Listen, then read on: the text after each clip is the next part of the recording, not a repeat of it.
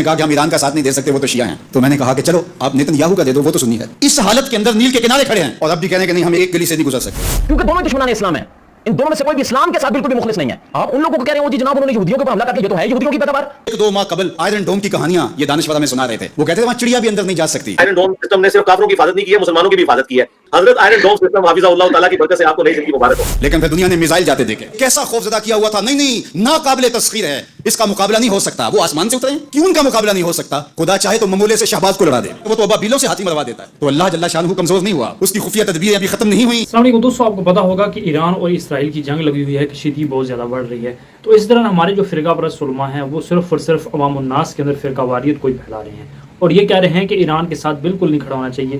ایران جو ہے وہ شیعہ ہے اور نعوذ باللہ شیعہ حضرات جو ہیں وہ کافر ہیں. آپ کو پتہ ہے کہ ہمارے فرقہ پرست علماء جو ہیں ان نے عوام الناس کا ایسا تعصبانہ ذہن بنا دیا ہے کہ وہ کہتے ہیں کہ شیعہ حضرات جو ہیں وہ نعوذ باللہ کافر ہیں. تو ثاقب رضا مصطفی صاحب نے بہت ہی اچھا بیان دیا. یہ جو اسرائیل کے خلاف جنگ ہو رہی ہے ایران کی، تو یہ ایرانیوں کی جنگ نہیں ہے، کہ یہ پوری امت مسلمہ کی جنگ ہے اسرائیلیوں کے خلاف. تو اس حوالے سے ہم ایرانیوں کے ساتھ کھڑے ہیں. ایرانی جو ہیں وہ ہمارے بھائی ہیں. دیکھ لیں بریلوی مکاتب فکر کے بہت بڑے عالم دین ثاقب رضا مصطفی صاحب، انہوں نے بہت ہی اچھا بیان دیا. اب یہاں پر جو فرقہ پرست علماء ہیں ان کے پیٹ میں درد ہوگی. ثاقب رضا مصطفی صاحب نے ایران کے حق میں بیان کیوں دیا اور یہ کیوں کہا کہ ایران کے ساتھ ہم کھڑے ہیں.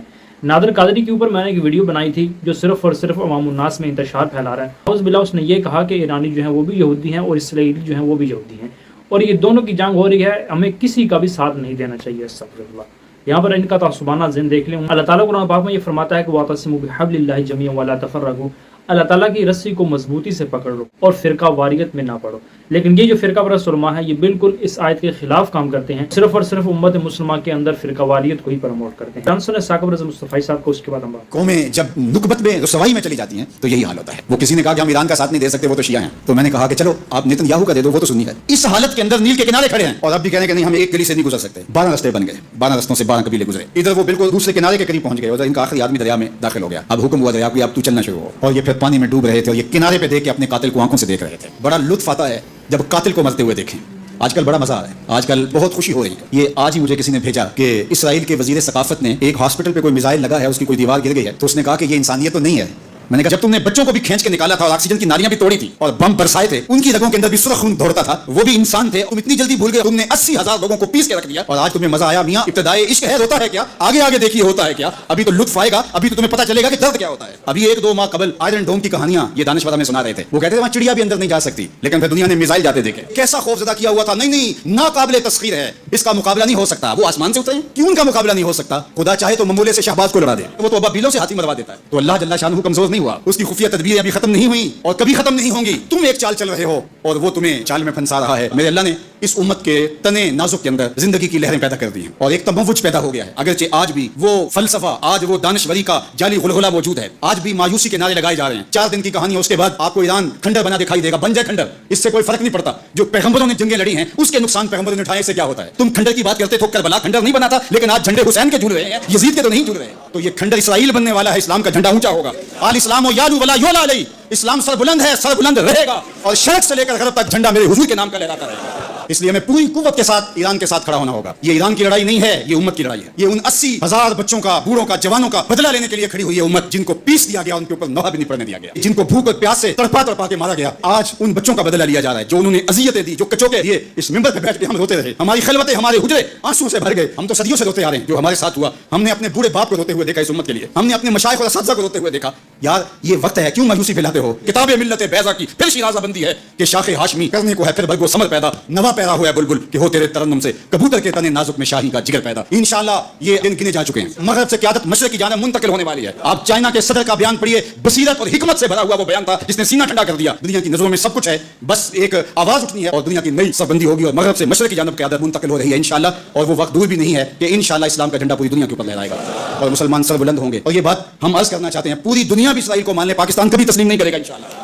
ہمارے بانی قائد اعظم محمد علی جناح نے کہا تھا کہ یہ امہ کے قلب میں گھسایا گیا خنجر ہے اور یہ مغرب کی ناجائز اولاد ہے، ناجائز ریاست ہے. کسی صورت کے اندر بھی ہم اس کو قبول نہیں کریں گے. آج یہ بات بھی سننے کو مل رہی ہے کہ شاید پاکستان ایران کے خلاف اپنے اڈے فراہم کر رہا ہے. ایسا کبھی نہیں ہوگا، یہ سوائے افواہ کے اور کچھ نہیں ہے. اللہ نے ہمیں یہ پچھلے دن جو عزت دی، جو وقار دی انڈیا کے خلاف، ہم نے ناکوں چنی چبوائی ان کو. تو کیا ہم اس عزت کو خاک میں اپنے ہاتھوں سے ملا دیں گے؟ ہم اتنے گرے ہوئے ہیں کہ اپنے ہمسائے ملک کے مقابلے کے اندر ہم اڈے فراہم کر دیں گے؟ کیا ہماری غیرت اتنی بھی نہیں ہے؟ कभी नहीं होगा इंशाअल्लाह। हम ईरान के साथ खड़े होंगे। कैसे खड़े होंगे ये हमारे अस्करी माहिरीन का तजुर्बा है कि उन्होंने कैसे खड़े होना है और किस तरह साथ देना है। हम वहां से जख्म लगाएंगे, तुम्हें पता भी नहीं चलेगा कि ये तीर आया किधर से है। इंशाअल्लाह तुम चीखोगे लेकिन तुम्हें पता नहीं चल सकेगा कि ये पहुंचा कैसे है, किस रास्ते आया है। इंशाअल्लाह अब तुम्हारे रोने चीखने का दौर शुरू हुआ और इंशाअल्लाह बैतुल मक़दस अन करीब ऐसे मरहले में पहुंचेगा कि हम यहाँ कह रहे होंगे कि हम बैतुल मक़दस के रास्ते मदीने जा रहे हैं। इंशाअल्लाह बैतुल मक़दस आज़ाद होगा और हम ऐसे हज उम्रे करेंगे कि अल्लाह के एक घर से एहराम बांधेंगे और दूसरे घर में जाके उम्रा करके। होगा कि सोशल मीडिया के ऊपर, टिकटॉक के ऊपर, यूट्यूब के ऊपर बहुत से लोग ऐसे हैं जो फेक न्यूज़ जो है वो फैला रहे हैं। फेक न्यूज़ बहुत ज़्यादा वायरल हो रही है। उस न्यूज़ के अंदर ये कहा जा रहा है कि अमेरिका का जो प्राइम मिनिस्टर है डोनाल्ड ट्रंप, उसने पाकिस्तान से रिक्वेस्ट की है कि पाकिस्तान के जो अड्डे हैं वो हमें प्रोवाइड किए जाएं ताकि हम पाकिस्तान के अड्डे इस्तेमाल करके ईरान के ऊपर हमला कर सकें।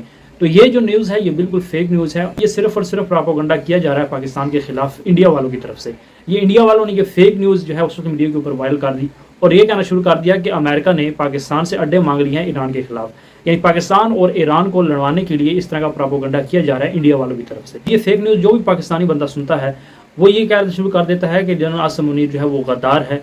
यानी इस तरह की वो बातें करना शुरू कर देता है और उनको नाउज़ुबिल्ला वो गालियाँ देना भी शुरू कर देता है। इस तरह की जितनी भी फेक न्यूज़ हैं उस पर अमल ना करें और ना ही अपने पाकिस्तान को बुरा भला कहें और ना ही अपने आर्मी चीफ जो हैं जनरल आसिम मुनीर साहब उनको बुरा भला कहें। दोस्तों, ईरान और इसराइल के दरमियान की शीदियाँ जो बहुत ज़्यादा बढ़ रही है, हमले दोनों तरफ से हो रहे हैं, लेकिन ईरान वालों ने कमाल की टक्कर दी है इसराइलियों को और उनको बताया है कि आपका सामना किसी गैर मुस्लिम से नहीं हुआ बल्कि मुसलमानों से हुआ है और मुसलमान जो है वो इसराइलियों के ऊपर बिल्कुल हावी हैं अल्लाह ताला की मदद से। जुमा के दिन नमाज जुमा का टाइम था जब वो आयतुल्लाह खमैनी साहब जो है ईरान के सुप्रीम लीडर, उन्होंने जुमा की जो नमाज है वो मैदानों के अंदर जो है वो अदा की, यानी ग्राउंड के अंदर, सड़कों के ऊपर। यानी उन्होंने ये साबित किया कि हम इसराइलियों से डरने वाले बिल्कुल नहीं हैं, अल्हम्दुलिल्लाह हम मुसलमान हैं और मुसलमानों में जज्बा है वो कुफार से बिल्कुल नहीं डरते। और उन्होंने साबित किया है कि ईरानी कौम जो है वो बहादुर है और हम अल्हम्दुलिल्लाह मुसलमान हैं। हम मुसलमान जो हैं वो कभी भी कुफार के सामने झुकने वाले नहीं हैं। यानी उनको किसी भी किस्म का खौफ नहीं था। उन्होंने नमाज जुमा जो है वो ग्राउंड के अंदर अदा की और इसराइल के खिलाफ जो है उन्होंने नारे भी लगाए।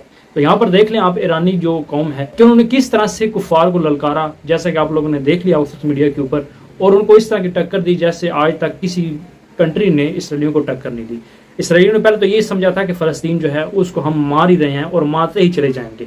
यानी वो तो बेचारे रिप्लाई कर ही नहीं सके उनको, फ़लस्तीनी जो हमारे कलमा का बहन भाई मुसलमान, उनकी फ़ौज ही नहीं है, वो बेचारे खुद लड़ रहे हैं। लेकिन फिर भी उन्होंने बहुत ज़्यादा जज्बा दिखाया कि बगैर किसी असले के उन्होंने मुकाबला किया, उनके सामने नहीं झुके। अल्हम्दुलिल्लाह हमारी फुल सपोर्ट जो है वो ईरान के साथ है और तमाम जितने भी कलमा गो मुसलमान हैं इख्तलाफी मौज़ूआत को एक साइड पर रखकर एक कलमा को मुसलमान होने के नाते अपने जो ईरानी कलमा को बहन भाई हैं उनका साथ दें, उनके साथ खड़े हों। हो सकता है कि नेक्स्ट जो टारगेट हो इसराइल का वो पाकिस्तान हो। हम अगर ईरान के साथ खड़े होते हैं तो आने वाले वक्त में ईरान जो है वो भी हमारे साथ खड़ा होगा। तो अल्लाह से दुआ अल्लाह ताला उम्मत मुस्लिमा को एक ही जगह पर जमा करके कुफार के साथ मुकाबला करने की तौफीक दे। अल्लाह ताला मुसलमानों को हिम्मत दे कि वो डटाई के साथ मिलकर कुफार का मुकाबला कर सकें। मिलते हैं नेक्स्ट वीडियो में।